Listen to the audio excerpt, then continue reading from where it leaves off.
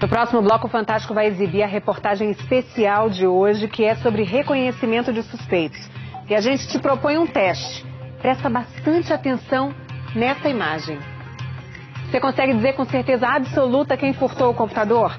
A gente vai te dar 4 opções. Vá lá no nosso site e aponte quem, na sua opinião, é o culpado. Depois dos comerciais, o resultado da votação e a reportagem especial dessa noite. Mas agora está na hora de saber o resultado da enquete anunciada no bloco anterior. Vamos lembrar? A gente mostrou a encenação do furto de um computador em sala de aula e convidou o público a reconhecer no site do Fantástico um entre os 4 suspeitos. Olha, para 43% das pessoas que votaram, o ladrão é o suspeito número 2. Será que acertaram? Isso é um teste. Mas como seria se estivesse em jogo o destino de uma pessoa? Os repórteres Valmir Salaro e Renato Ferezin conduziram um experimento que levanta discussão. O reconhecimento de suspeitos é um procedimento confiável para a identificação de criminosos? Veja na nossa reportagem especial e descubra se você acertou o teste. Eu tenho meu palpite.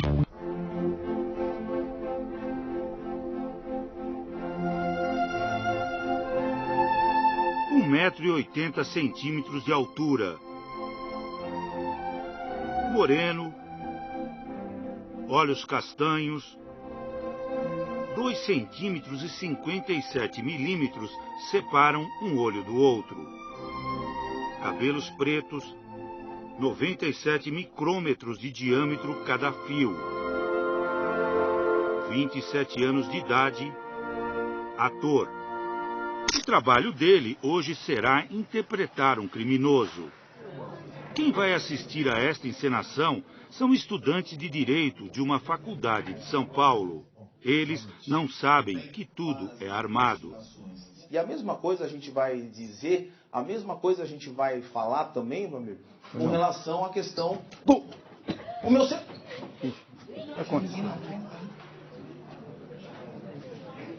Pegaram o seu laptop? Claro. Vocês acabaram de participar de um experimento, de uma reportagem do Fantástico. Essa foi a primeira parte do teste. Agora eles serão convidados a identificar o ladrão entre outros 5 atores. Um experimento que o Fantástico organizou com base em outro feito na Universidade de São Paulo há 7 meses pela advogada Karen Tenenboy. É necessário ter cuidados muito especiais com esse tipo de meio de prova. O reconhecimento pessoal é responsável para a condenação de inocentes. Anselmo, 1,68 m de altura, olhos castanhos, orelha de 6 centímetros, nariz de 4,5 cm, 42 anos, casado, morador da Grande São Paulo, pai de 3 filhos. Há 4 anos, Anselmo foi apontado como sendo o maníaco do Uno vermelho. Segundo a polícia, as vítimas têm entre 14 e 25 anos e foram abordadas em Itaquaquecetuba, Suzano e Poá. O que facilitou a identificação do suspeito de 38 anos foi este carro, com uma cadeirinha de criança no banco de trás. A polícia chegou nele por esse único motivo. Anselmo tinha um carro parecido com o descrito pelas vítimas. Para fazer um reconhecimento eu faço. Naquele momento ele falou assim, ó, as vítimas vão passar na viatura na rua e você fica paradinho aí, que era na frente da casa da minha mãe, né? E aí eles falaram que teve um reconhecimento positivo. Esse tipo de reconhecimento feito na rua, que depois as vítimas conversam entre si, é absolutamente ilegal. Durante o processo, policiais foram ouvidos e também apontaram falhas na forma como Anselmo foi reconhecido. Eu participei do reconhecimento com elas. Eu vi que uma onda contagiou as meninas. Uma chorou, aí a outra olhou, chorou, e todas elas choraram depois que uma chorou. Porque realmente teria sido completamente errônea a forma de... que acabou sendo uma indução para um reconhecimento. Mas Anselmo só foi solto depois que o exame de DNA comprovou. O material genético encontrado no corpo de 2 vítimas não era compatível com o dele. Demorou 1 mês e meio para que fosse coletado o meu material genético. Fizeram 4 meses que eu estava detido, né? Neste tempo, o verdadeiro estuprador apareceu, também com um Uno vermelho, também com uma cadeira de bebê no banco de trás. com os traços físicos parecidos com os do Anselmo. Mas um detalhe importante, não era o Anselmo. Reconhecer uma pessoa estranha, que eu só vi uma vez, seja por segundos ou minutos, é uma coisa muito difícil. Nosso cérebro não é uma câmera fotográfica nem uma máquina de filmar. Existem muitas falhas na forma como nós guardamos nossas memórias. Elas ficam numa região do cérebro chamada hipocampo. Para acioná-las, percorremos um caminho pré-determinado, numa rede de neurônios. Um caminho cheio de buracos preenchidos automaticamente. E assim somos capazes de lembrar de algo que nunca aconteceu. Produzir falsas memórias é parte do funcionamento normal da memória. Então não tem como você alterar isso, né? A psicóloga Lili Stein estuda há 20 anos a ciência por trás do reconhecimento de pessoas e aponta procedimentos básicos que fazem muita diferença. Dizer para a pessoa que o assaltante pode ou não estar dentre essas fotos e que, muito importante, quem vai apresentar essas orientações não sabem qual das 5 fotos é o suspeito de ter cometido o assalto. Uma vez eu estava fazendo um reconhecimento pessoal junto com uma vítima, a vítima olhou pelo vidro e o olhar dela não demorou 2 segundos e ela identificou o autor do crime.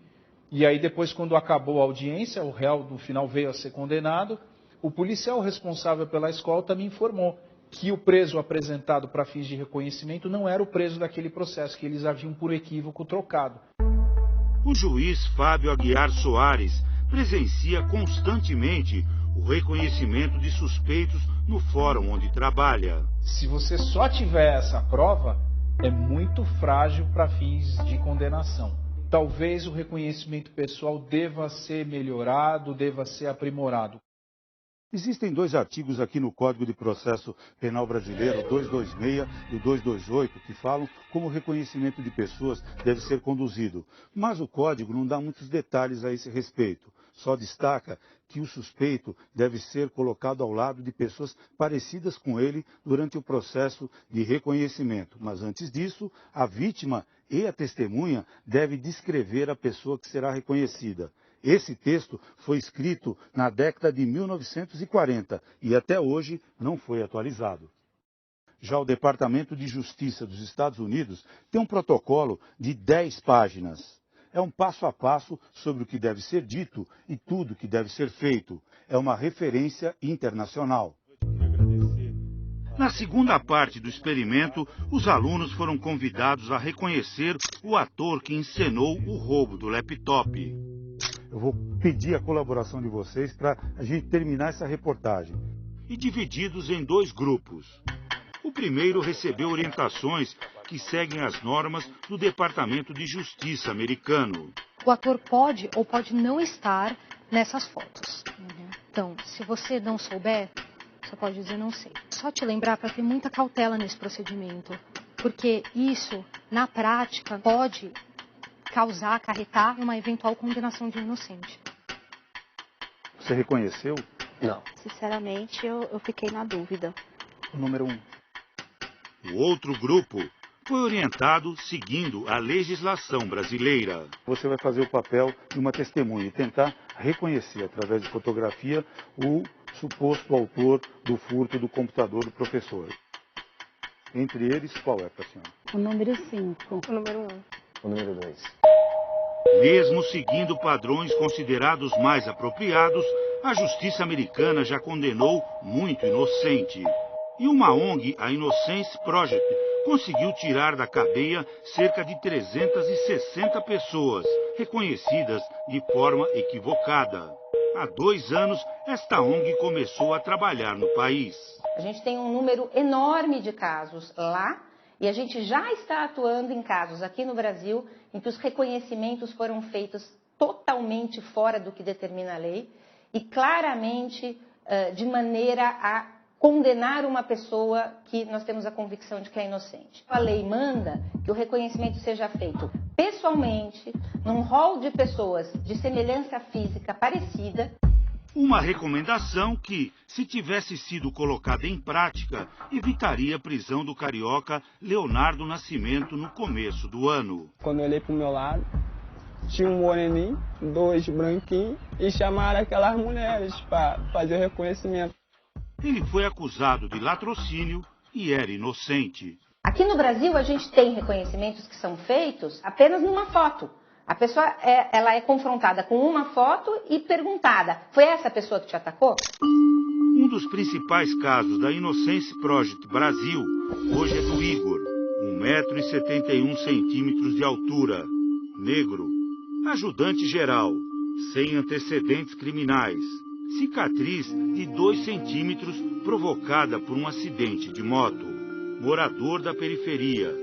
24 centímetros separam uma orelha da outra. 22 anos de idade.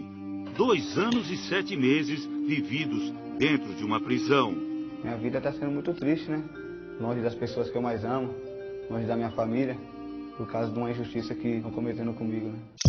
Madrugada do dia 2 de outubro de 2016. Igor tinha acabado de sair de uma festa junto com o irmão. Um carro se aproxima e o motorista dispara 4 tiros. Primeira prova é uma imagem de uma câmera de segurança de um comércio que registra o momento em que o Igor, ele sim vítima de um crime e não autor, foi baleado no tornozelo esquerdo. O irmão vai para o meio da avenida e começa a pedir socorro. Alguns carros passam, um ônibus inclusive, mas ninguém para. Às 5 horas e 44 minutos, ele dá entrada no hospital. Ao mesmo tempo, a 12 quilômetros e 200 metros dali, um policial militar é abordado numa tentativa de assalto. Reage e acaba acertando um dos 4 bandidos, o que teria sido o segundo crime cometido pelo mesmo grupo naquela noite. Antes, um homem já tinha sido assaltado na região. O Igor foi acusado, né, e foi sobretudo condenado por esses 2 crimes em razão de um reconhecimento equivocado. Estava na máquina. Eles entraram, eu estava meio quase apagando. Eles veio, tirou foto minha e depois saíram. Depois dali já não vi mais. O que fez a polícia naquela madrugada? A polícia buscou identificar garotos que deram entrada em hospitais da região com ferimento de arma de fogo. Até aí, a polícia estava fazendo o trabalho dela. Identificou Rodrigo, aquele que confessou. O Igor Barcelos Ortega é o que do senhor? Não conheço ele, não.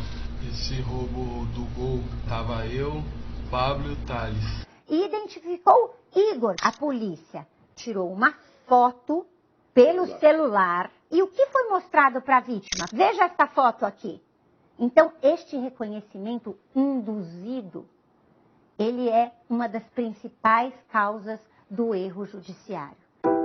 O Ministério da Justiça e Segurança Pública informa que está em estudo a possibilidade de unificar o protocolo de procedimentos de reconhecimento de pessoas. O reconhecimento de suspeitos da forma tradicional não é uma prova, não é uma metodologia que possa ser desprezada. Ela tem o seu valor, mas tem um valor limitado. Ela não é uma prova absoluta. Ela poderia ser considerada uma prova um tanto subjetiva.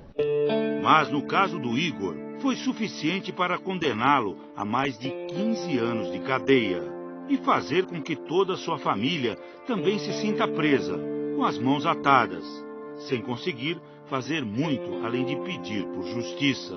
Eles acabou com a vida do meu filho, eles destruiu o sonho do meu filho. Não aguento mais ficar sem meu neto, não. Em nota, a Secretaria de Segurança Pública do Estado de São Paulo não comentou os casos do Igor e do Anselmo. Apenas disse que o reconhecimento pessoal ou fotográfico é um dos meios de provas colhidos durante a investigação. A maior parte dos 42 participantes do experimento do Fantástico errou ao apontar o ladrão, principalmente aqueles que não foram orientados conforme os protocolos recomendados internacionalmente. Número 6. Número 2. Ele estava encoberto com boné vermelho, estava de óculos também. No grupo dos que seguiam apenas as normas brasileiras, Todos apontaram culpado. 76% erraram. No outro grupo, 63% disseram que não se sentiam confiantes em apontar um culpado. Já fui assaltado, né? E quando fui fazer o BO, né? Fui indagado de algumas características, né? Depois do assalto, ou dias depois, você teria condições de reconhecer? Certeza não. Para fazer um tipo de acusação dessa, você tem que ter muita certeza, né? Outros 26% disseram que sabiam com certeza quem roubou o laptop. No número 6. Número 2. Número 2? Você tem certeza? Tenho. E erraram. E o autor do furto é o número 1. O senhor acha que esse experimento para os seus alunos muda alguma coisa do ponto de vista deles ao lidar na profissão? Ah, sem sombra de dúvidas, né? Porque a gente começa a sentir na pele, ou começa a ter uma noção não só da responsabilidade que é apontar, vamos dizer assim, o dedo, né, para alguém como acusado de um crime, e também da própria preocupação, né, de você ter o cuidado de produzir essa prova conforme a formalidade estabelecida no ordenamento jurídico. Esse foi o ator reconhecido pela maioria dos dois grupos. 1,80 m de altura, moreno, braços de 53 centímetros, pernas de 89, poucas diferenças físicas do outro ator que encenou o roubo, que no momento do reconhecimento não fez muita diferença. Passaram despercebidas. E se fosse um caso real, o autor do furto, ficaria livre. E iria para trás das grades, injustamente.